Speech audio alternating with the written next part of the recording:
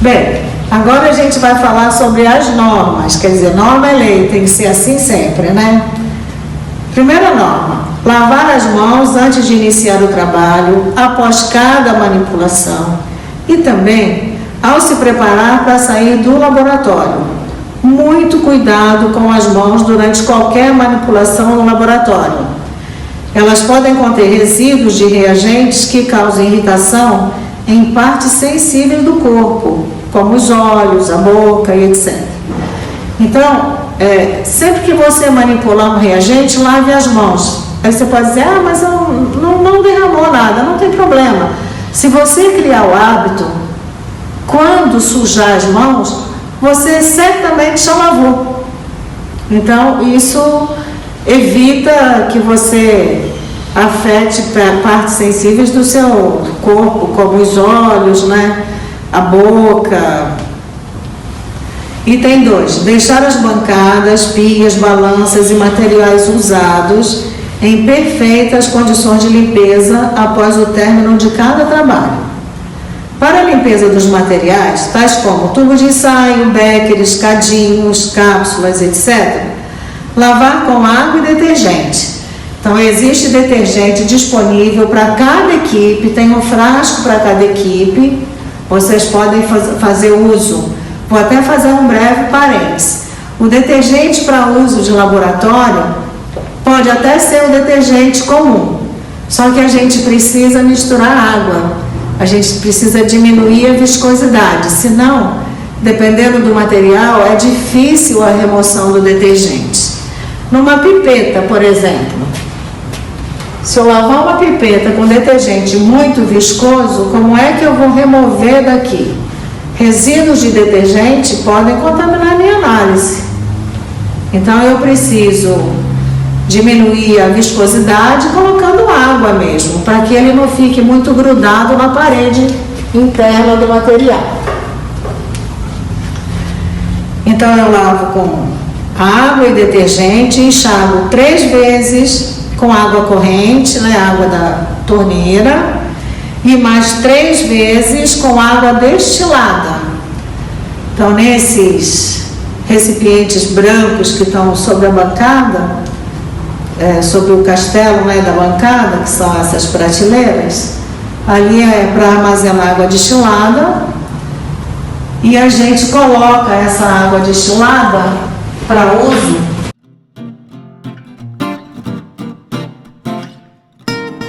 nesses recipientes plásticos. Então, a hora que eu lavo o material, eu enxago 3 vezes com água destilada. Vou fazer um outro parêntese.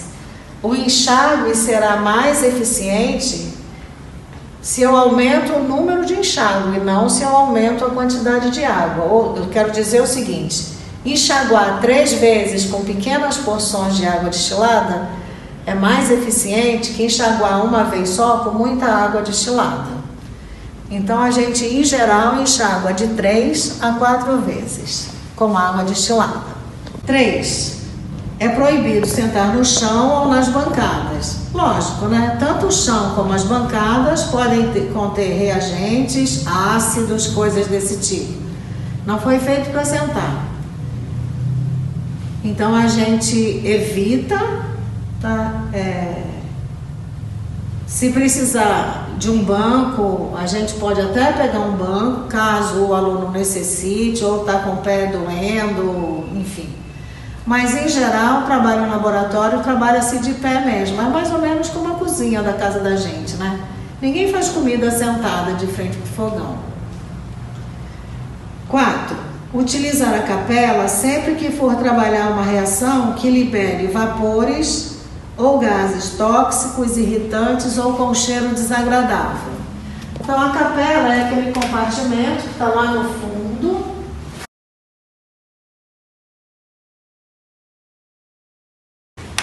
que tem portas tipo guilhotina.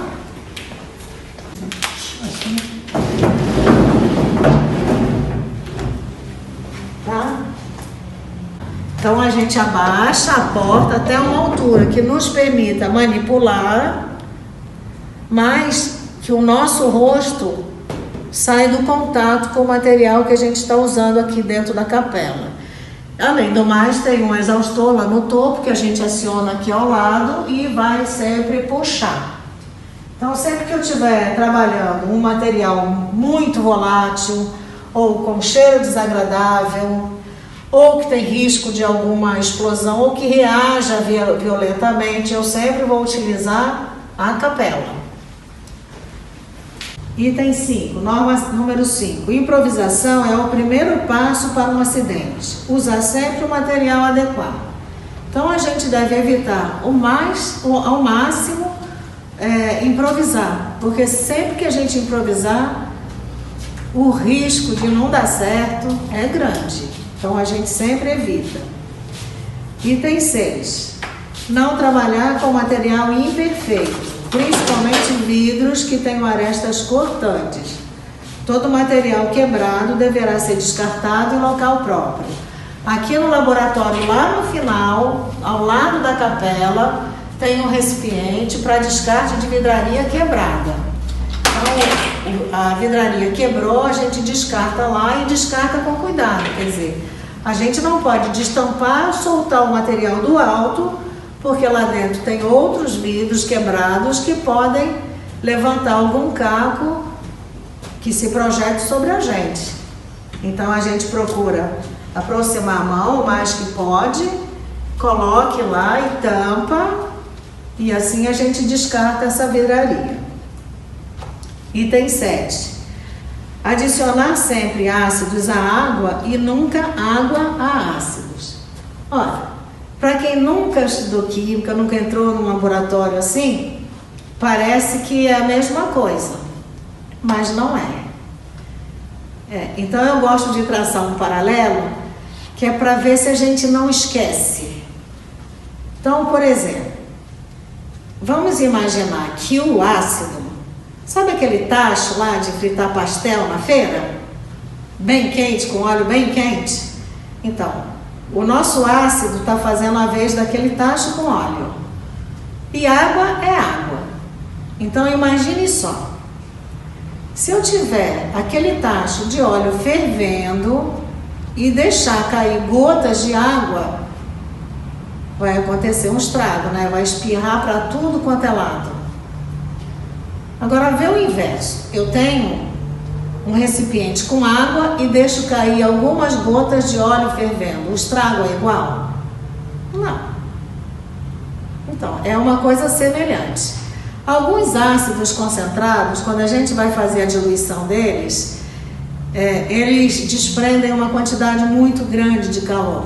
É o caso do ácido sulfúrico. Quando eu faço a diluição, a temperatura sobe rapidamente e ele ferve a 121 graus. Então, se respingar em mim, eu me queimo duas vezes.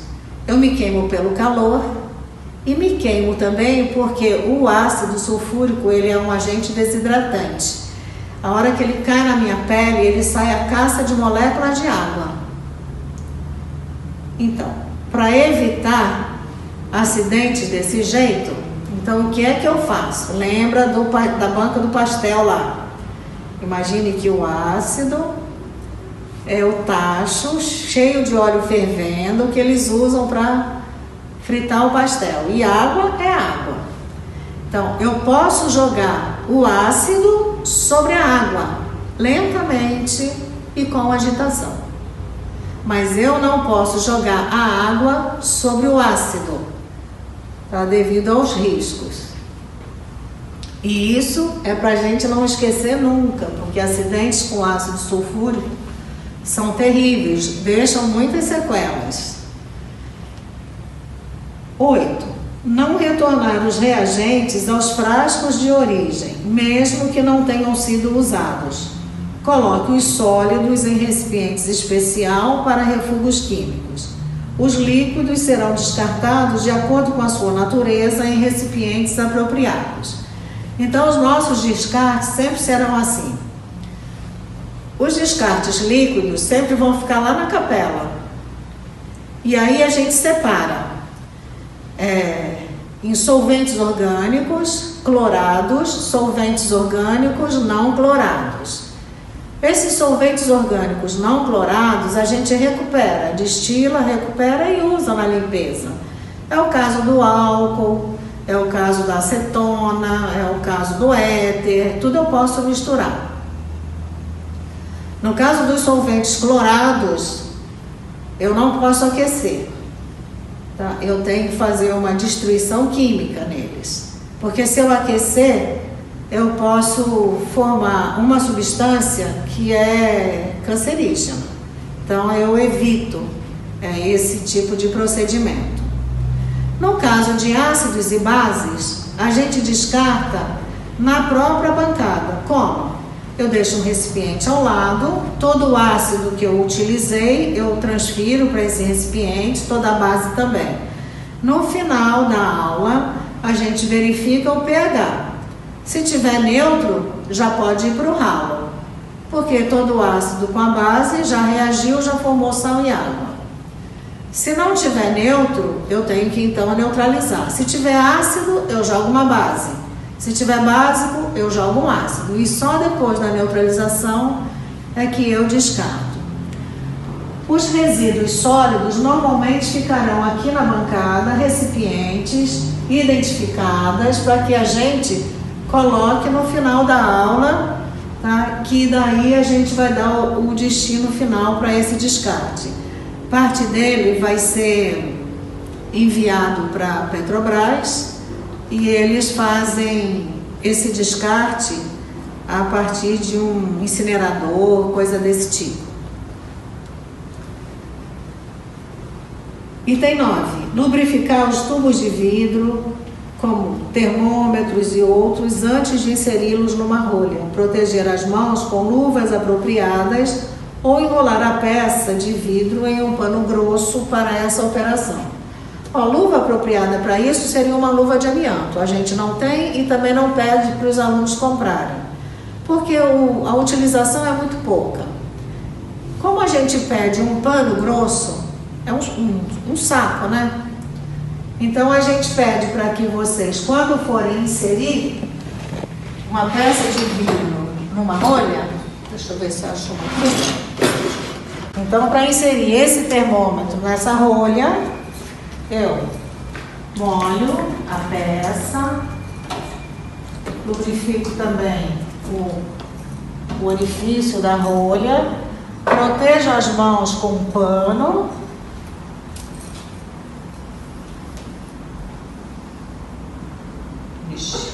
Eu vou pegar esse aqui.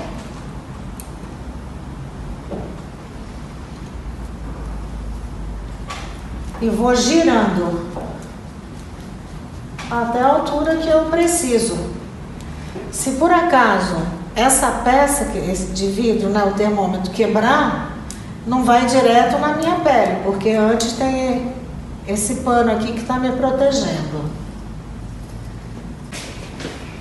Então, a norma de número 10. Ter muita cautela quando for testar um produto químico pelo odor. Não colocar o produto ou frasco diretamente sobre o nariz. Então, eu não posso destampar o frasco e cheirar. Mas eu posso destampar o frasco. Olha o detalhe da tampa sobre a bancada. Você vira e você puxa vapores dessa substância no seu nariz. Se essa substância tiver cheiro, rapidamente você percebe. E agora é a norma de número 11. Nunca deixar sem atenção qualquer operação onde haja aquecimento ou que reaja violentamente. Bem, então nós aqui trabalhamos em equipes de 3 ou 4 alunos e é bastante comum que um dia uma equipe de 3, um faltou, ficaram 2. Bem, eles montaram o procedimento deles, do experimento, né? E de repente um deles saiu, foi ao sanitário, pediu autorização ao professor, ou comunicou, e o outro quer sair para beber água. E o experimento dele ficou lá sozinho. Quer dizer, isso não pode ser feito. Então, já é da consciência do próprio aluno. Ele sabe que só tem eles dois. Se um saiu, o outro só pode sair com a volta do primeiro que saiu. Agora é a norma de número 12. Prestar atenção aos bicos de gás. Verificar se há algum bico ligado que não esteja em uso. Terminado o experimento, fechar imediatamente o bico de gás. Não esquecer torneiras de gás abertas e o bico deve permanecer aceso somente quando estiver efetivamente sendo usado. Por que a gente precisa frisar bem isso daqui? Porque vários experimentos que a gente faz, eles são compostos por vários ensaios. Alguns desses ensaios têm aquecimento, outros não. Então, a gente liga o bico de Bunsen, que é a nossa principal fonte de calor, que é isso aqui. Então, eu ligo isso no gás e eu vou utilizar a chama daqui do bico. Bem, no ensaio 1 eu precisei de aquecimento, então eu liguei o bico. O ensaio 2 eu não preciso de aquecimento, nem o 3, eu só vou precisar de aquecimento no ensaio 4. Eu desligo e quando eu chegar no ensaio 4, eu volto a ligar. Nada de deixar o fogo baixinho porque eu vou usar daqui a pouco. Não. Acabou de usar? Desliga. A não ser que o seguinte já fosse usar também. Tá? Então a gente evita de manter chama acesa sem necessidade. Não deixar vidro quente sobre a bancada, pois alguém pode pegá-lo inadvertidamente, ocasionando queimaduras. Colocá-lo sobre uma tela de amianto. Então essa posição aqui do vidro sobre a tela indica que o vidro está quente ou que estava quente até pouco tempo atrás. Essa piqueta, por exemplo, ela foi feita aqui no laboratório. Como é que a gente faz isso? A gente corta a vareta de vidro, coloca o vidro na chama, pega o ponto de amolecimento dele e estica. E fica nesse formato aqui, de pipeta. Então, essa parte que foi na chama está muito quente, mas vidro quente e vidro frio tem o mesmo aspecto visual. Se eu tocar, vou queimar as mãos. E são queimaduras dolorosas, viu? Faz até aquele barulhinho. Então eu deixo sobre a tela para esfriar. O vidro ele é um mau condutor de calor. Então, da mesma forma como ele aqueceu, e ele aqueceu só a parte que recebeu o calor, não é como o metal que o calor se propaga, né? Então, da mesma forma como ele se aqueceu rapidamente, ele rapidamente também esfria. Então, eu deixo alguns minutinhos e rapidamente ele esfria. E todo mundo que vê o vidro nessa posição sabe que o vidro está quente ou que estava quente até pouco tempo atrás. Então, essa é uma medida de segurança mesmo. Não trabalhar com inflamáveis perto de bicos de gás acesos ou resistências elétricas ligadas. Essa é bem óbvia, né? Que o líquido ele vai se inflamar rapidamente. Não dirigir a abertura do tubo de ensaio para si ou para os outros durante o aquecimento. Então, muitas vezes eu preciso aquecer um material contido no tubo de ensaio. Essa é uma pinça de madeira que a gente usa para fixar o tubo durante um aquecimento. Imagine, aqui está o meu bico de Bunsen, ele está ligado, aqui tem uma chama, aqui está o material contido num tubo de ensaio. Aqui está a boca do tubo. Não posso aquecer nessa posição, porque esse material que está aqui dentro, ele vai entrar em ebulição e se projetar em mim. Como eu trabalho em equipe, então meu colega está do lado, eu também não posso trabalhar dessa forma. Então, como é que eu trabalho? Bem, eu sou da equipe 6, a equipe 5 trabalha lá na outra extremidade. Aqui não tem ninguém, ou não deveria ter. Então eu trabalho com a boca do tubo voltada para o lugar que não tem ninguém. Porque se por acaso o líquido aqui dentro se projetar, não vai atingir ninguém. Não aquecer reagentes em sistemas fechados. Essa daí também é bastante óbvia, né? Porque se você aquece, aumenta a pressão e vai estourar em algum lugar. Ou a rolha vai se projetar, vai lá no teto e volta na tua cabeça, ou o material é de vidro, o vidro já está fragilizado, ele vai quebrar e o estrago vai ser grande. 17. Ligar os exaustores toda vez que houver escape de vapores ou gases no laboratório. Então, vocês já viram que no ambiente do laboratório são 2 exaustores que vocês precisam acionar, lembrando de que as janelas ali em cima precisam estar fechadas. Do lado de lá, que é o outro laboratório, é semelhante, então é tudo igual. Número 18. Não pipetar nenhum líquido com a boca. Usar a pera de segurança. Essa é uma pera de segurança. Essa daqui é a pera de 3 vias. Tem uma via superior, uma via inferior e uma via lateral. A via superior eu pressiono e aperto o bojo para expulsar o ar. Encaixo a parte superior da pipeta na pera. Mas é um encaixe bem superficial. Eu não posso introduzir muito porque eu não posso obstruir essa passagem aqui, ó. Então eu só encaixo, ó, a parte superior dela tá batendo aqui. Então eu mergulho a ponta da pipeta no líquido que eu quero pipetar. Quando eu pressiono a válvula inferior, o líquido sobe. Então ele está sendo aspirado. Para pipetar, eu sempre pipeto acima do traço de aferição, através da válvula lateral, mantendo a pipeta na vertical, eu pressiono. Eu vou fazer assim no alto para ficar visível, tá? Mas normalmente eu teria que estar encostando aqui na parede. Então eu pressiono para o líquido descer e eu acertar o volume.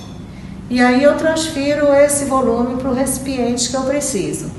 Para transferir, ou eu pressiono essa válvula lateral para o líquido descer, ou eu simplesmente removo a pipeta, deixo que o líquido caia por gravidade, espero 20 segundos para que todo o líquido contido aqui na parede possa descer. Então eu conto até 20 e aí eu encosto a ponta da pipeta na parede do recipiente, faço um traço de aproximadamente 1 centímetro. Esse pouquinho que ficou aqui já era para ficar mesmo. Então, se eu tivesse transferido, inclusive esse, eu estaria transferindo um volume maior que 10 mililitros, que é o que diz que tem a minha pipeta. 19. Ler cuidadosamente o rótulo dos frascos dos reagentes antes de servir-se deles. Criar o hábito de ler o rótulo e suas indicações 2 vezes. Bem, o que acontece é que durante as nossas aulas práticas, os frascos dos reagentes ficarão nessa bancada da frente e vai ficar um ao lado do outro. E vários alunos vêm aqui na frente para pegar esse reagente, medir volume e tal. Bem, às vezes alguém precisa do segundo frasco. Imagina, são 10 frascos. Alguém precisa do segundo frasco, porque não tem ninguém usando. Então ele tira o frasco de lá para cá. Só que quem estava usando aqui o primeiro frasco viu que o frasco ao lado era ácido nítrico. Mas alguém precisou do ácido nítrico, tirou daqui e levou para lá. Quando esse aluno aqui foi lá na bancada e voltou, para pegar o ácido nítrico, ao invés dele ler o rótulo, ele viu que ele se lembrava que era o segundo frasco. Então ele retirou o reagente do segundo frasco, que não é mais o ácido nítrico, porque alguém tirou o frasco do lugar. Então a gente não pode marcar a posição do frasco. O que a gente tem que fazer é ler o rótulo, porque certamente o experimento não vai dar certo, né? 20º, não colocar as tampas dos frascos dos reagentes com a boca voltada para a bancada. Então, quando eu abro um frasco de reagente, eu abro e viro e apoio nessa posição na bancada. Senão, a tampa molha, se eu apoiar nessa posição, vou também molhar a bancada. Alguém que inadvertidamente se encostou aqui, acabou se contaminando ou se sujando, poderia ser um ácido, enfim. Acidentes é sempre bom evitar, né?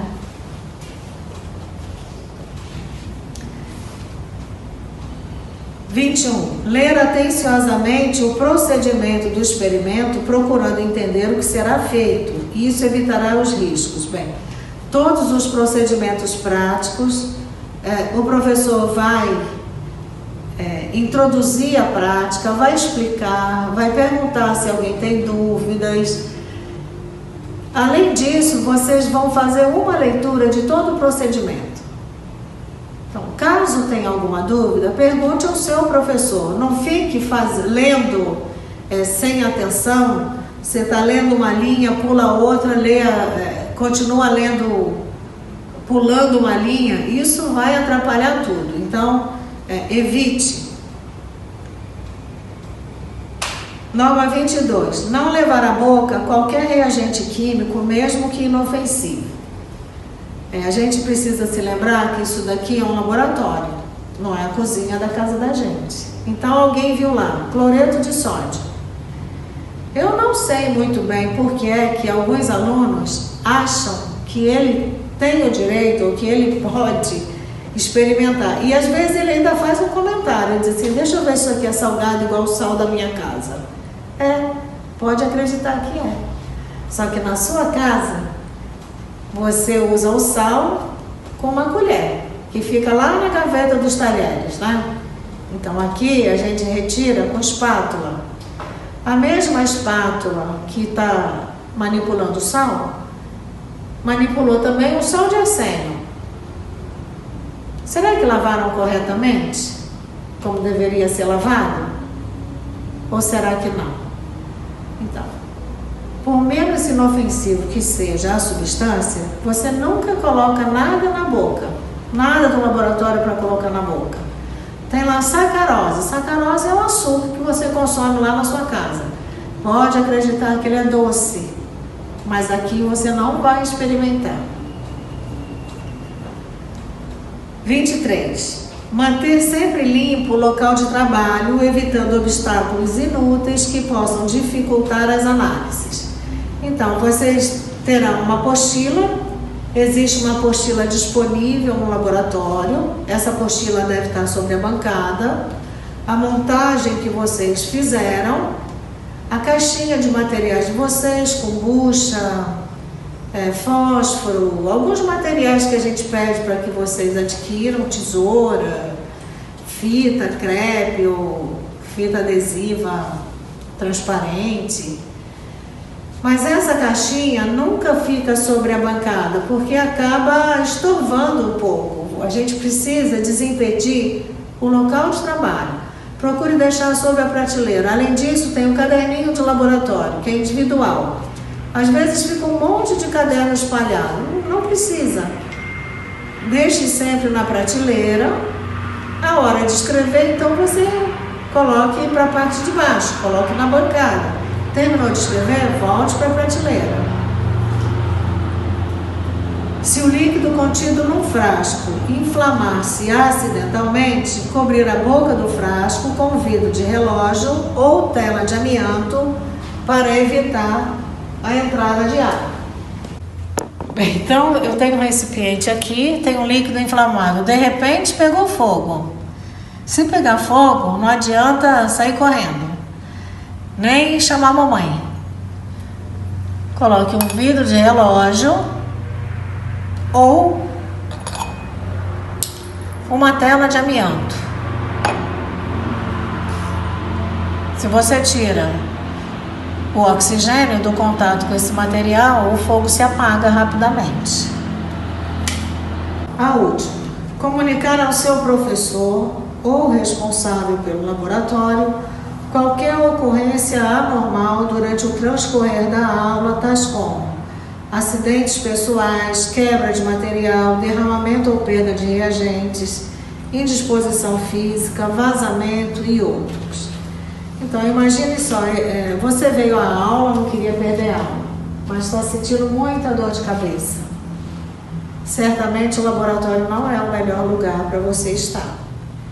Então, o que você pode fazer é pegar um banco, uma cadeira, sentar lá no corredor um pouco para ver se melhora. Se não melhorar, melhor é você ir para casa. Agora, se você melhorar, você então entra e assiste a aula normalmente.